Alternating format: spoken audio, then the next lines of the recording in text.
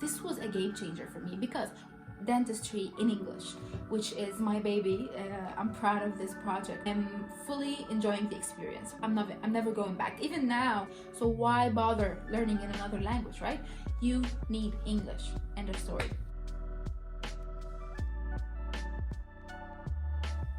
Hello guys, and welcome to a rather rambly video about my love for English language. So today I will be telling you about my story with this language because I believe that it is fair to conclude that about 60% of the things that I'm proud of in life had something to do with English language. I would say my story started when I was in 3rd grade because that's when I started learning English. I remember that I found it very interesting. What is a new language? Like, it was a whole new dimension and a whole new thing that I wanted to explore. So I took it at school and enjoyed it very much. When I was in the 7th grade, I remember trying to be able to sing along with songs, and I used to say all the wrong things when I was singing, but ultimately I was able to figure out a word or two. But I used to be very happy when I can sing along with the song. And for me it was a lot of rap songs and a lot of really high beat songs. And then I figured out how to look up lyrics. So I used to be able to look up lyrics after really searching for them when I was like, I remember 9th or 10th grade, when internet was easily accessible for me. That benefited me in one of the most important tricks that I use now to maximize my ability to be exposed to the language. I'm going to speak about this very shortly, which is listening and trying to get as much as you can from the words and the lyrics before you look up the lyrics. Then when I was, I believe, 10th grade, in the 10th grade, I joined the British Council in Latakia, where it was a whole new method of education, where we didn't have books and we didn't have to write and learn the grammar and learn the language. We were just exposed to the language. So the teacher would print a paper from any topic they found online. We would discuss it, which is, I would say, which is amazing to learn languages, because you are not learning it as a school subject. You're being exposed to it, and you have the freedom to ask about any word you don't know, which was amazing for me. I did that 10th and 11th grade, and then I remember in university is when my language learning ability really took off. Because I used to watch movies and listen to music and watch TV series, soap operas and everything, but I would enjoy it, and I would be super happy that I can use the English efficiently, the language efficiently. So the tips and tricks that I always talk about, it's under a whole pyramid that I call exposure. One needs to be exposed to the language. So the first thing I would say was the songs. So the tip would be to listen to a song as many times as possible before you look up the lyrics. This is how your brain can try to distill and try to find the words inside the song and try to get the vibe of the song before looking at the lyrics. Sometimes it happens that you think the song is very happy, and when you look at the lyrics it's the exact opposite, but regardless. The second thing is, when you watch movies or soap operas, series, TV shows, try to have subtitles, but in English. This was a game changer for me, because when you don't have subtitles, your brain is always thinking about, am I getting this correctly? Is there something I'm missing? What did they say here? What is this word? When you have it in Arabic or in your mother tongue, you would not bother to listen and try to know what they're talking about, because you can read the subtitles already. So having the English subtitles is a relief factor for your mind, that you don't always worry about, am I getting it or not? And it's very useful to look at the word that you don't know. So if I listen to a sentence and there is one word I don't know, I would stop immediately and look at the word. Maybe I will look it up even.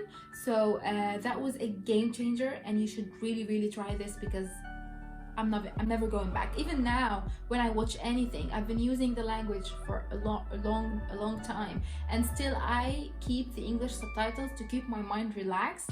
So I'm fully enjoying the experience.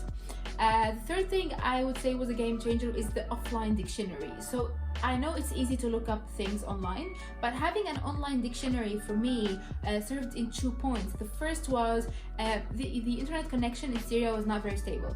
So having an offline dictionary was really handy if I needed a word or something I don't know what it meant. And the other thing is that it pronounces the word. So sometimes some words can have really unusual pronunciations. This was really good for me. Number 4, I lost count. I think I lost count. But okay, the one more thing that I said it was really good for me was that I do more activities using the English language version of the activity. So if I wanted, for example, if I wanted to work out, do yoga, do any maybe HIIT session, right? I would go to a YouTube video that speaks English. The person that is coaching speaks English.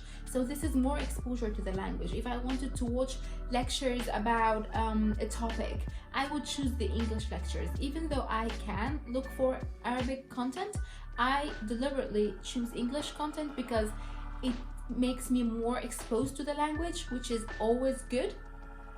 And the final tip I have, and the thing that was really great for me, was studying in English. So I remember when I was in dental school, I used to look up, for example, I used to study from a book, okay, and inside the book, even though the book is in Arabic, because Syria is the only country in the world that speaks that teaches dentistry and other medical sciences in Arabic.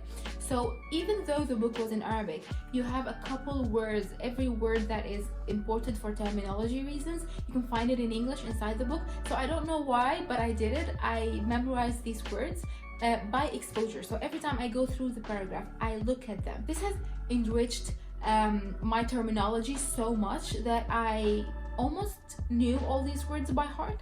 And when I graduated, because I always loved English and I know the terminology, I didn't find it super tricky to study English textbooks and to study articles, whereas other people from my country are really struggling with this because they're not used to it and they're not supposed to know how to read a scientific book in another language. If I may make an example about this, I want you guys who learn in English and whose mother tongue is English, try reading a scientific paper in Arabic. Why would you do that? Because you study in English, this is your language, this is what you use with your patients, so why bother learning in another language, right? Whereas other Arab countries do realize that English is the main language of communication, so they teach in English. So it's much easier for them, for those students, to keep up with the latest developments and stay up to date and be able to read textbooks and be able to look at papers. It's so much easier because the language is the tool that one needs, if that makes sense. So yes, I would say that a lot of the activities that I like were influenced by my English ability. For me, I used to do and train debating and public speaking in English, which was amazing for me. This has enriched my ability to speak to an audience, which played a huge role in my teaching. And then eventually all of these things together, so the English, the dentistry, and the public speaking, and the debating, and the ability to explain things, all of them together are what enabled me to start my dentistry in English program, which is an initiative made by me in 2019 to help students follow a similar path, to be able to be independent learners who can study on their own and who have the tools to begin learning dentistry in English, which is my baby. I'm proud of this project, and I do believe that learning English was the first step I needed, and which everyone in my country and other places, if you don't speak English as your mother tongue, you need English. End of story. Thank you for listening, and see you soon, I guess.